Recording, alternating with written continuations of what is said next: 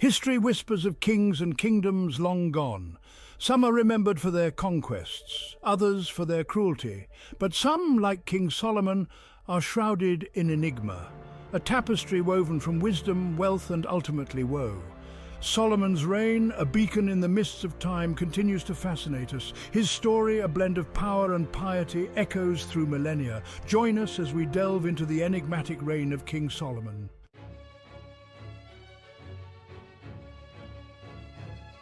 Solomon was not born into obscurity. He was the heir to a powerful throne. His father, the legendary King David, had united the Israelites and established a mighty kingdom. His mother, Bathsheba, carried her own weight of history and intrigue. Solomon, the third king of Israel, inherited a kingdom on the cusp of greatness. It was the 10th century BC, a time of burgeoning prosperity and influence for the Israelites. Their empire stretched far and wide. Peace reigned within its borders.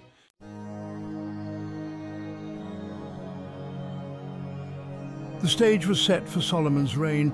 His was a time of opulence and architectural marvels. Yet his story is not just about material wealth or military might. It is about the man himself. A man who would come to be known for his wisdom, his wealth, and the poignant tragedy that shadowed his later years.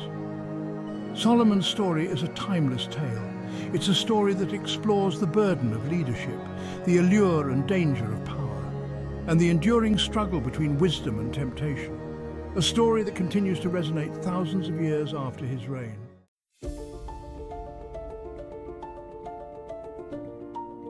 The 10th century BC was a time of profound transformation in the ancient Near East. The great empires of the Bronze Age, Egypt, Assyria, Babylonia were weakened. Their grip on the region loosened. New powers were emerging. New alliances were being forged. It was an era ripe with opportunity and danger. Into this volatile world, the Kingdom of Israel, under King David's rule, rose to prominence. No longer a loose confederation of tribes, it had become a force to be reckoned with. Its armies, battle-hardened and victorious, secured its borders. Its influence spread, attracting both admiration and envy from neighboring nations.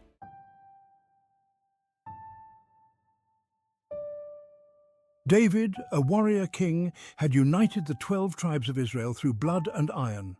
He had established Jerusalem as his capital, a city sacred to his people, and brought the Ark of the Covenant to rest within its walls. His reign was marked by expansion, consolidation, and an uneasy peace with the Philistines, their ancient enemies. But David's reign, though glorious, was also troubled. Rebellion and intrigue plagued his court. The sins of his past adultery, murder cast long shadows. As his years advanced, the question of succession loomed large. Who would inherit his throne and guide Israel through the uncertain future?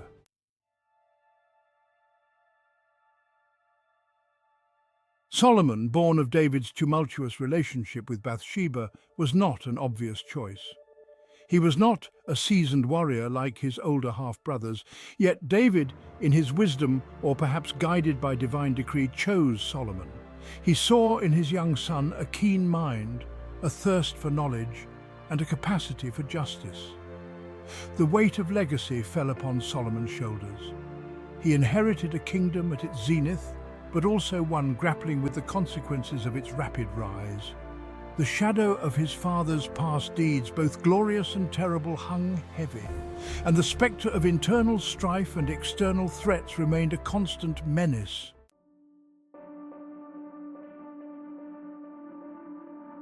Solomon's reign was not merely one of inherited power.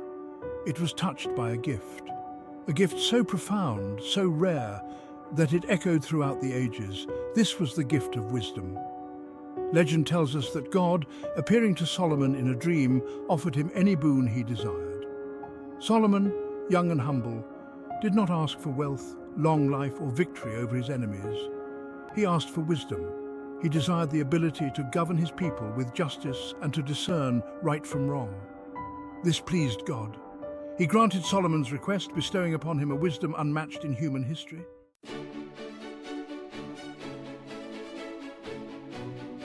Section 2. The Wisdom of Solomon. The tales of Solomon's wisdom spread far and wide. People from distant lands, drawn by his reputation, flocked to his court. They came seeking his counsel, his judgment, his insight into the mysteries of life and the complexities of the human heart. One story, perhaps the most famous, illustrates Solomon's wisdom with stark clarity. Two women, both claiming to be the mother of the same infant, came before him, their dispute escalating into a bitter feud. Solomon, listening patiently, devised a test. He proposed to cut the child in two, giving half to each woman. Section 3, the Queen and the King. The true mother, horrified, renounced her claim, begging Solomon to spare the infant. The impostor agreed to the gruesome solution, revealing her cold heart. Solomon recognized the true mother and returned the child. His fame reached the Queen of Sheba, renowned for her intelligence. Intrigued, she journeyed to Jerusalem to meet Solomon and test his intellect. Section 1. A Sacred Pact. Solomon yearned for a permanent dwelling for God. David brought the ark to Jerusalem, but it rested in a tent. Solomon envisioned a grand temple reflecting God's majesty. He knew this was no ordinary task. The temple would symbolize Israel's piety and power. He gathered the finest artisans and laborers.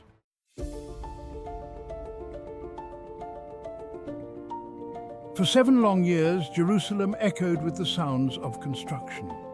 The Temple Mount, a site already sacred to the Israelites, was chosen. Massive stones, quarried from the earth, were hewn and shaped. Cedarwood, fragrant and strong, arrived from Tyre, transported by sea and land. The temple, as it rose from its foundations, was a marvel of ancient engineering and artistry.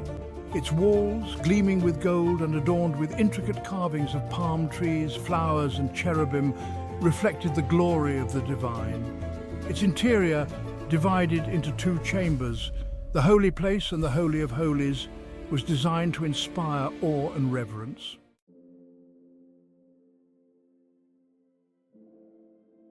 At the heart of the temple lay the Holy of Holies, a windowless chamber shrouded in darkness and mystery. It was here, within this sacred space, that the Ark of the Covenant, containing the stone tablets upon which God's commandments were inscribed, would find its final resting place. The Ark, a symbol of God's covenant with his chosen people, was placed within the Holy of Holies on a day of great celebration and religious fervor. Priests clad in white linen robes performed rituals, their voices echoing through the temple. Incense filled the air, its fragrance a tangible manifestation of prayers ascending to heaven.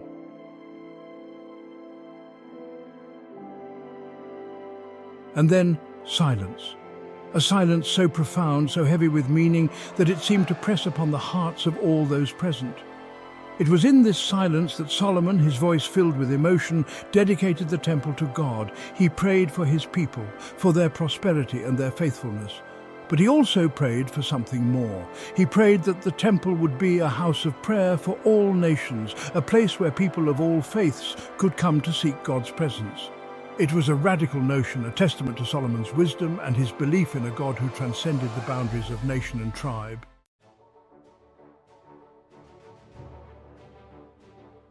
Solomon's reign ushered in an era of unprecedented prosperity for Israel. The echoes of past conflicts faded, replaced by the harmonious hum of commerce and creation.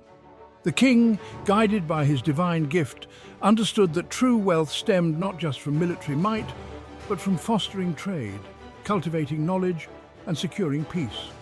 He oversaw the expansion of trade routes, connecting Israel to the far corners of the known world.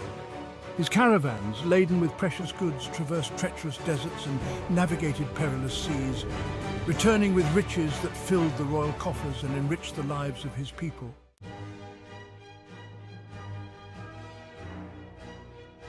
Gold flowed into Jerusalem from the mines of Ophir, a land shrouded in mystery.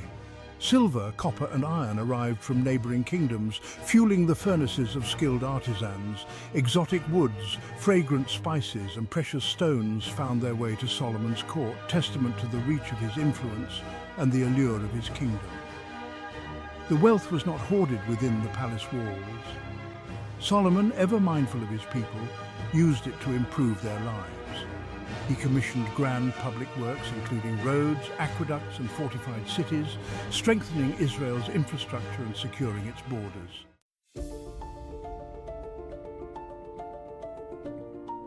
Skilled architects and engineers flocked to Solomon's court, drawn by his patronage and the opportunity to participate in projects of unprecedented scale and grandeur. They designed magnificent palaces, their walls adorned with intricate carvings and their courtyards filled with exotic plants. They built storehouses, granaries and stables, ensuring that the kingdom was well stocked and prepared for any eventuality. They fortified Jerusalem's walls, making the city, now home to the magnificent temple, virtually impregnable.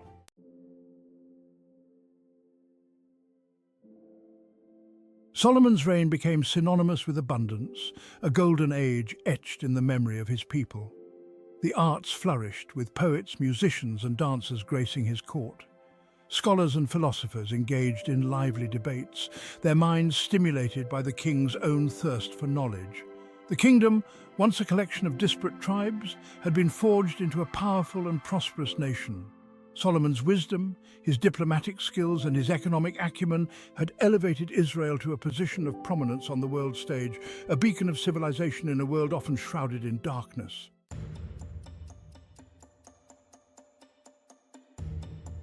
Years drifted by like leaves on a slow, inexorable current. Solomon, the once youthful king touched by divine wisdom, was aging. His reign, marked by prosperity, began to show cracks. The seeds of discontent began to sprout. The burden began to weigh heavily on his people.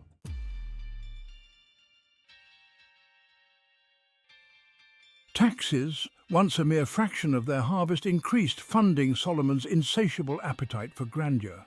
Farmers, once proud and independent, found themselves beholden to tax collectors, their hard-earned surplus flowing into the royal coffers. Resentment, like a noxious weed, took root in their hearts. Forced labor, a necessary evil in times of war, became commonplace. Young men, torn from their families and fields, were conscripted to work on Solomon's ambitious projects. They toiled under the scorching sun, hauling stones, felling trees, their dreams sacrificed on the altar of the king's ambition. The whispers of discontent grew louder, carried on the wind across the land.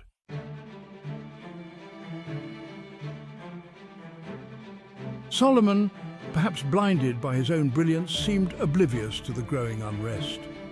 He surrounded himself with foreign wives, princesses from distant kingdoms, offered as tokens of allegiance or desired for their beauty. Their customs, their languages, their gods, alien to the Israelites, infiltrated the royal court. The whispers transformed into murmurs of outrage. Solomon, the king who had built a temple to their god, now allowed foreign deities to be worshipped within his palace walls. The covenant, the sacred bond between God and his chosen people, seemed threatened. The seeds of division sown in the hearts of his people found fertile ground.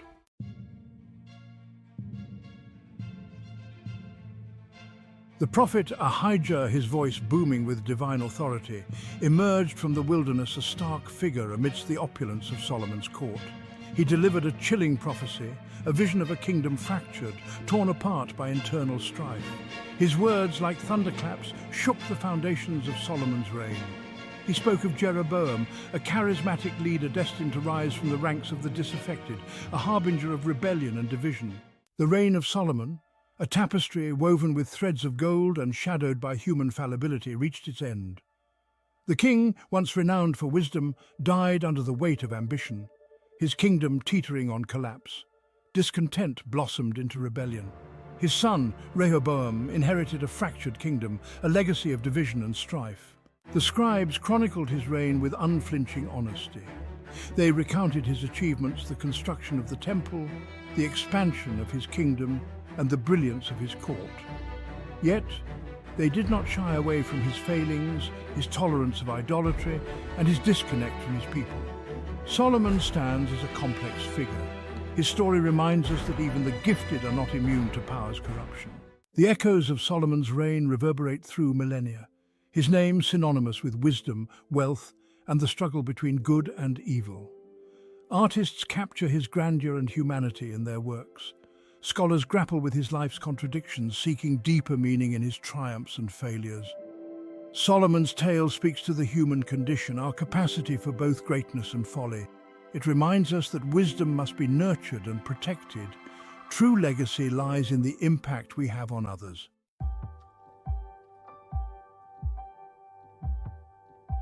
Solomon's story mirrors our aspirations and vulnerabilities.